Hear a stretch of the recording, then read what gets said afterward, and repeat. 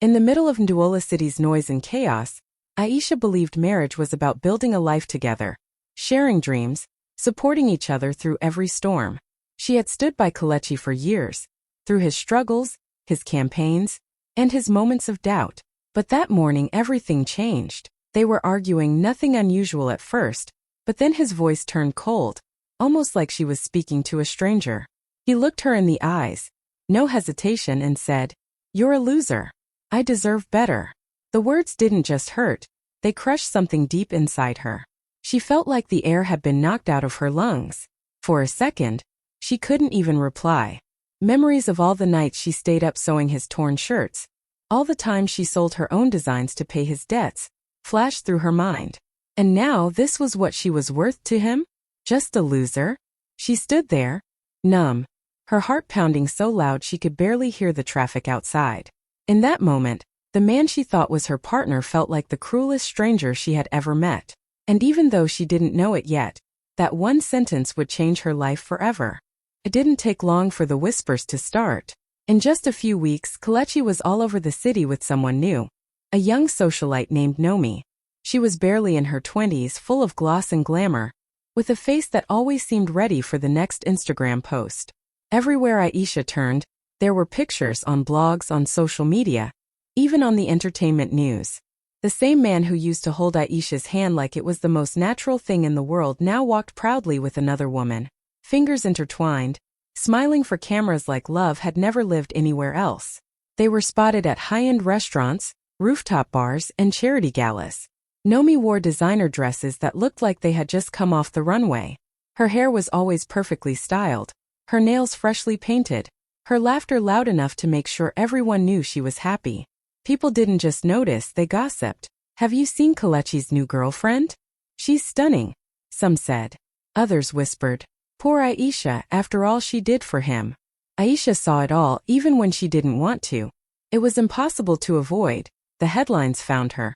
The photos popped up when she was scrolling online, and even strangers in the market talked about it. Every image felt like a fresh wound. It wasn't just that he had moved on, it was how easily he seemed to erase her, replacing years of love and sacrifice with someone who didn't even know the battles they had fought together. But the hardest part?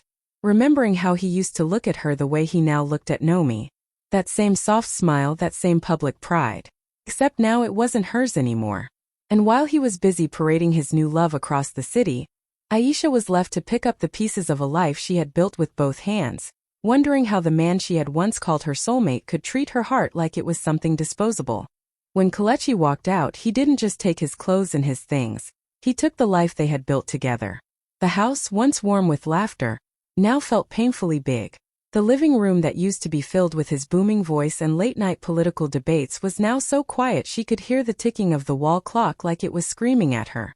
Every room held a memory, and every memory carried a sting. His absence wasn't just in the empty chair at the dining table. It was in the way her eyes automatically looked at the door at 7 p.m., expecting him to walk in, and in the way she still caught herself cooking for two. But what hurt more than the silence were the echoes of his words. "You're a loser. I deserve better." They replayed in her mind like a song she couldn't turn off. Even when she tried to distract herself with chores or work, they found her. She would fold laundry and remember folding his shirts before a big speech. She would open the fridge and remember the time she stayed up cooking his favorite pepper soup when he was sick. There were no children's footsteps to fill the emptiness, no family nearby to sit with her during the long evenings. It was just her, and the heavy truth of how much she had given to a man who had walked away without looking back. She remembered selling her best furniture designs to help him pay for campaign posters. She remembered saying no to big contracts because he wanted her by his side during political rallies. Now those sacrifices seemed like they belonged to another lifetime. The house she had once called a home had become a museum of all the things she had lost. Her dreams, her trust, and the version of herself who believed love meant giving everything without keeping anything for yourself. And in that quiet, she started to wonder if maybe losing him wasn't the worst thing. Maybe losing herself had been. Before Kelechi came into her life, Aisha was a fire that could not be dimmed. She ran a small but thriving interior design firm in Nduola City, creating bold, beautiful spaces that carried her signature style. People trusted her eye for detail, She had clients who booked her months in advance and friends who called her the woman with magic hands. She worked long hours, but it never felt like work, it felt like purpose. Then Kelechi happened. First it felt like love and partnership. He admired her drive, told her she was the kind of woman a man could build a future with. But slowly, without even realizing it, she began to set her dreams aside. She skipped client meetings to attend his campaign launches. She closed her office for weeks to travel with him for political rallies. She told herself it was temporary, that once he was established, she would pick up where she left off. Years passed. His career grew. Hers faded. The business that once had her name buzzing in design circles became just a small memory people occasionally mentioned. And the worst part? She didn't even notice how much of herself she had lost until it was too late. Now, sitting in the same city she once conquered, she couldn't help but ask herself the hard question. Why had she ever shrunk herself for him? She remembered the girl who walked into boardrooms with her head high, who negotiated contracts without flinching, who saw every blank wall as a canvas for something extraordinary. That woman was still inside her, buried under years of sacrifice and silence. It wasn't just about losing a marriage anymore. It was about losing the version of herself who believed she could do anything. And as much as Kelechi's betrayal hurt, it also lit a spark. Because if she had built something once, maybe she could build again. This time not for him, not for us, but for herself. And maybe, just maybe, she could come back even stronger than before. It was close to midnight when Aisha's phone rang. At first she thought it was a wrong number. No one ever called her that late anymore. She almost didn't answer, but something told her to pick up. On the other end was Chika, one of her old clients from years ago. His voice was warm, full of excitement. Aisha, I need you. I'm opening a luxury hotel here in Douala City. It's a massive project, and I trust only you with the design. For a moment, she didn't know what to say. Her mind went blank. No one had said those words to her in months. I need you. Not out of pity, not because they felt sorry for her, but because they truly believed in her talent. She could almost feel her heart waking up from a long sleep. Chika went on, explaining how he'd followed her work for years, and how her old designs still impressed guests. This place has to be perfect, Aisha. You're the only one who can make it happen, he said with certainty. After the call ended, she just sat there in the quiet, staring at her phone. For months she had been drifting through her days, moving but not really living. And now with one phone call, she felt a tiny spark in her chest, something she hadn't felt since before Kelechi tore her world apart. She opened her sketchbook for the first time in ages. The paper smelled the same, the pencils felt familiar in her hand. She drew a single line, then another, until shapes began to form. She didn't even realize she was smiling. That night, she didn't cry herself to sleep. Instead, she stayed awake, sketching until the early hours of the morning. The pain was still there, but for the first time in a long while, it wasn't the only thing she felt. She had something else now, hope. And that hope was enough to make her believe she could start again. Aisha didn't ease into it. She threw herself into her work like a woman on a mission. The very next morning, her sketchbooks were spread across the dining table. Her laptop open, pencils and fabric samples scattered everywhere. She hadn't felt this kind of energy in years. Every line she drew, every color she picked, carried pieces of her story. Her pain, her strength, her rebirth. She wanted the hotel's spaces to tell a tale, not just of luxury, but of power and resilience. Some nights she worked until her eyes burned. She would sip tea at 3 a.m., scrolling through design inspirations, sketching ideas, and writing down details most people would overlook. The living room that once felt cold and empty was now alive with swatches of velvet, rolls of wallpaper, and mood boards pinned to the walls. She wasn't just designing rooms. She was designing herself back into existence. When Chika came to see her first concepts, he was stunned. Aisha, this is beyond anything I imagined, he said, his voice full of awe. That validation pushed her even harder. She hired assistants, reactivated her business social media pages, and started sharing sneak peeks of her work online. It didn't take long for the city to notice. People began talking. Have you seen what Aisha is working on? Blogs featured her designs, calling them bold and unapologetically African. Former clients started reaching out, asking if she was available for new projects. The same circles that once whispered about her broken marriage were now whispering about her comeback. And every time her phone buzzed with a new inquiry or her name appeared in a magazine, she felt herself growing stronger. She had risen from the ashes not quietly, but with a fire so bright it demanded attention.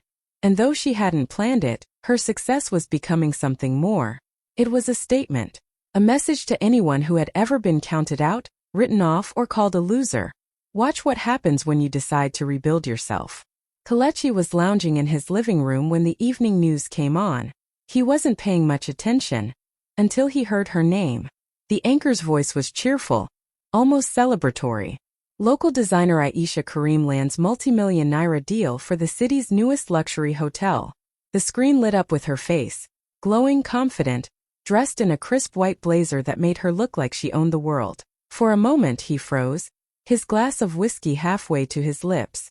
She didn't look like the woman he had left behind, the one who cried in their kitchen and begged him to listen. No, this Aisha was radiant, steady, and untouchable. The background showed her walking through the hotel lobby, giving instructions to a team of workers, her hands gesturing with authority. Kelechi's jaw tightened. He took a slow sip, but it didn't wash away the sudden dryness in his throat. Nomi, sitting next to him scrolling through her phone, barely looked up. She gave a small smile and said, "Oh, she's pretty," before returning to her feed. Somehow that made it worse. Because in that moment Nomi didn't seem as dazzling as before. Her laughter felt a little too loud, her charm a little too thin. And deep down he knew why. She didn't challenge him. She didn't inspire him. She didn't have that unshakable presence Aisha now carried like armor. As the news clip ended, the reporter's words echoed in his head. Multi-million deal, most sought-after designer, national recognition. Each phrase was a reminder of how wrong he had been. He had called her a loser. Now the whole city was calling her a winner.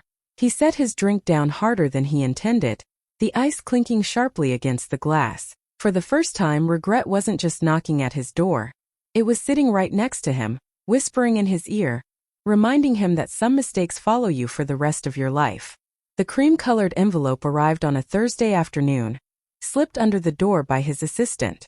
Kelechi picked it up without much thought, until he saw the name printed in bold, elegant letters.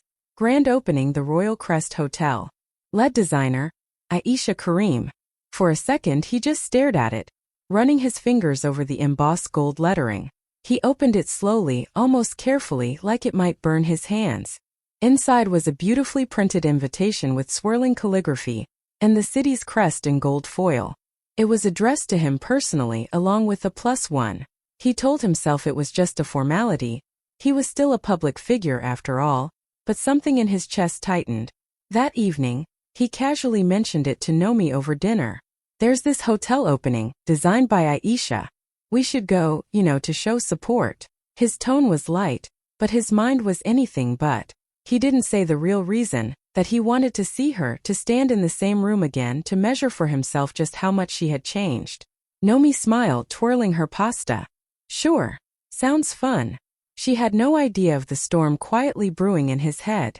In the days leading up to the event, Kelechi found himself thinking about what he'd wear, how he'd act, what he would say if they spoke. He pictured her reaction. Would she be surprised? Would she still look at him with the softness she once had? Or would she look right through him like he was just another guest? By the time the night arrived, he had convinced himself it was all about support and networking. But deep down, beneath all the excuses, the truth sat heavy. He wasn't going to celebrate her success. He was going to see what he had lost, and maybe, just maybe, to see if there was any way to get it back. The moment Aisha stepped into the event hall, the atmosphere shifted. Conversations paused, glasses hovered mid-air, and all eyes seemed to follow her. She was draped in a stunning golden geli, its folds perfectly wrapped, catching the light like rays of sunrise. Her gown, richly embroidered with intricate patterns, shimmered under the chandeliers as if it had been woven from gold threads. It wasn't just clothing, it was a statement. She walked with an easy grace, not hurried, not hesitant, just steady, as though she owned every inch of the polished marble floor beneath her. Her smile was calm, the kind that came from knowing exactly who she was and no longer needing anyone's validation. It wasn't pride in the shallow sense. It was presence. a quiet power that made people straighten their backs without even realizing it. Whispers rippled through the crowd. Is that Aisha Karim? She looks incredible. Have you seen the designer herself? People weren't just admiring her beauty. They were drawn to her aura, that unshakable confidence she carried like a crown. Kelechi saw her almost instantly. It was impossible not to. His breath caught for a split second, the rest of the room blurring into background noise. She looked different, not because of the gown or the gelly, but because there was a glow in her eyes, a light he hadn't seen in years. And the cruel truth hit him. She had found it after leaving him. Nomi on his arm glanced at Aisha and gave a polite smile, but she could feel the shift in Kelechi's attention. He was staring, and not in the way a man admires a stranger. This was something else, something heavy, regretful. Aisha didn't rush toward anyone. She moved through the room with poise, greeting guests, accepting compliments, making everyone around her feel seen. But whether she meant to or not, her very presence sent one clear message. She had rebuilt herself, and she was no longer the woman he could break. Kelechi had been watching her all evening, rehearsing lines in his head like a nervous schoolboy. Finally, he decided to make his move. Straightening his jacket and forcing a smile, he walked toward her with the kind of confidence that looked good from a distance but felt hollow up close. His steps were slow, measured, as if he was trying to hide the fact that his heart was pounding harder than it had in years. When she turned and saw him, her expression didn't change. No surprise, no warmth, just polite acknowledgement. That alone made him uneasy. He cleared his throat and said, "Aisha, you look different." The words came out softer than he'd planned, almost uncertain. She met his gaze steadily, her voice calm but firm. "I look like myself again." Just 6 words, but they hit like a punch. He swallowed hard, unsure whether to laugh or apologize. Her reply wasn't just about her outfit. It was about everything. She was telling him, without saying it directly, that she had found the version of herself he'd buried under years of neglect and insults. For a moment they just stood there, locked in a silence that felt heavier than the noise of the room around them. The air between them carried everything they weren't saying. Memories of late-night arguments, the sting of cruel words, the warmth of moments that once felt like forever, and the bitter knowledge that those days were gone. He searched her face for a trace of the woman who used to light up when he walked into a room. Instead, he saw someone stronger, someone who no longer needed him, someone who would never again give him the power to define her worth. And that realization made his practiced smile falter just a little. She excused herself first, turning gracefully to greet another guest. Kelechi stood there for a moment, watching her walk away, feeling like he had just shaken hands with the past, and realized it no longer belonged to him. Kelechi didn't like the way their last exchange had ended. He waited for a moment when she was alone, then walked back over, this time without the fake charm. His voice was lower, almost hesitant. "Aisha, I need to say something." She looked at him, expression unreadable, and waited. "I didn't mean it when I called you a loser," he began, his tone carrying that mix of guilt and desperation. "I was angry. I said things I shouldn't have. He trailed off, as if hoping she would make it easier for him. But Aisha didn't move, didn't soften. Her eyes stayed locked on his, steady and unblinking. When she finally spoke, her voice was calm, but the words cut sharper than any shout. "You didn't just call me a loser, Kelechi. You made me believe I was one." He froze. She continued, each word deliberate. "I carried that lie in my heart for months.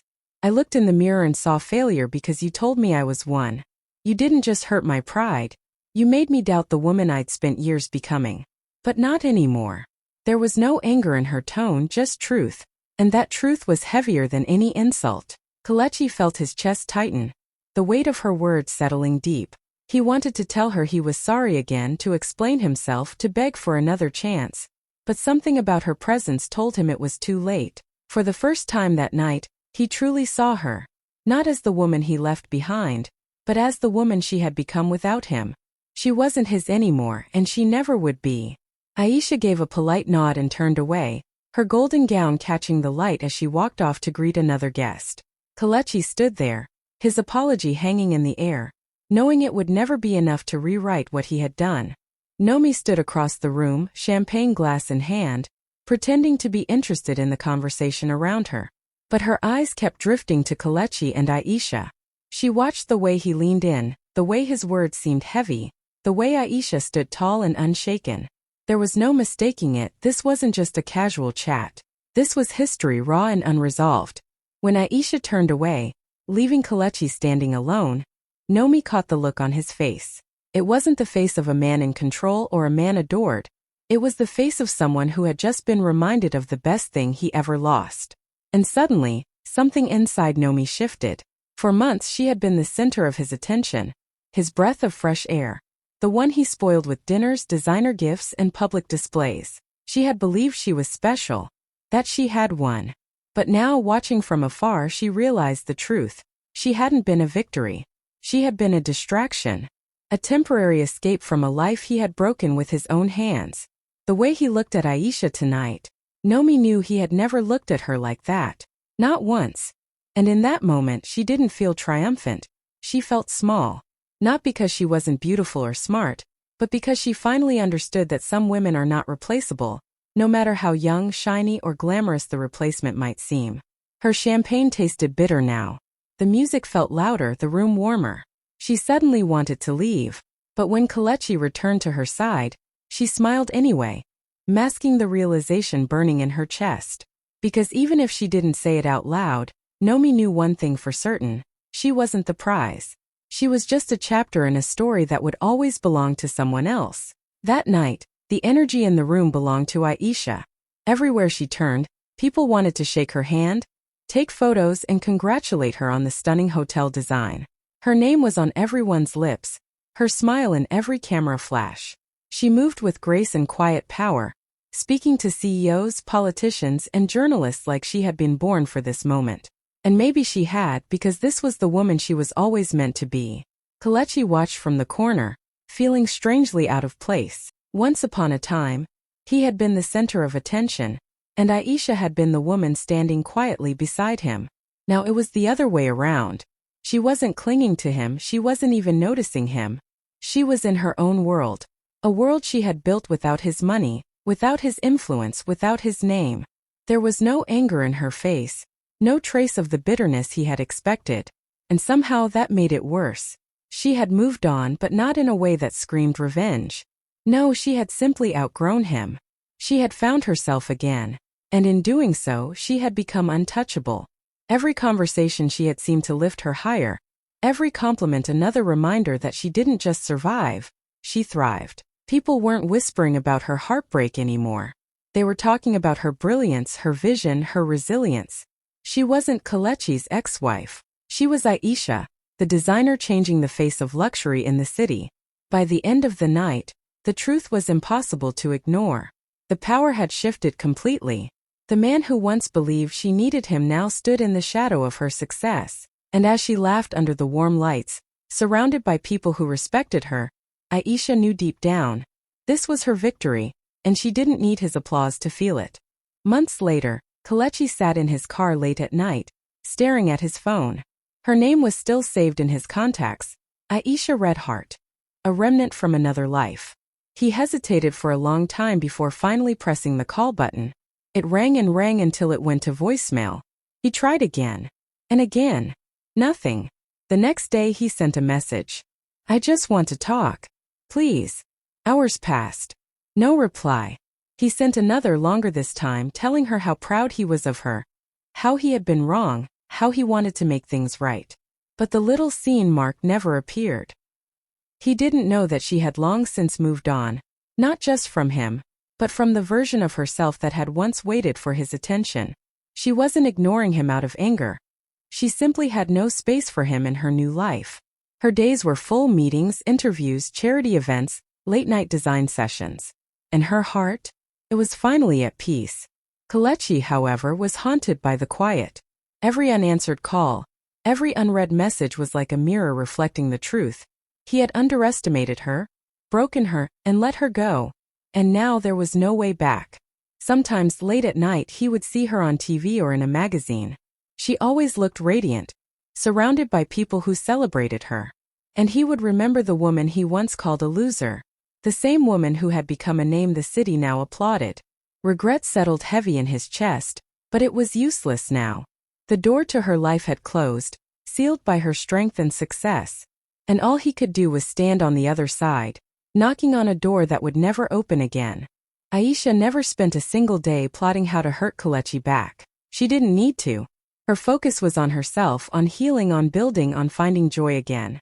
She poured her heart into her work, into helping other women rise, and into living a life so full that the past felt like a distant shadow. Her peace was her victory. She woke up every morning with purpose, knowing she had built everything on her own terms. She no longer needed anyone's validation, least of all his. The woman who once doubted her own worth now walked with unshakable confidence, her smile lighting up every room she entered. And Kelechi? He became a walking reminder of a lesson too many men learn too late, that when you break a queen, you don't destroy her. You only force her to discover her power. And when she comes back wearing a crown you'll never be allowed to touch. People often asked Aisha if she ever wanted to get even. She would just laugh softly and say, "I already have. I'm happy." Because in the end, the sweetest kind of revenge isn't revenge at all. It's a life so beautiful. It makes the person who once doubted you realize they can never be part of it again.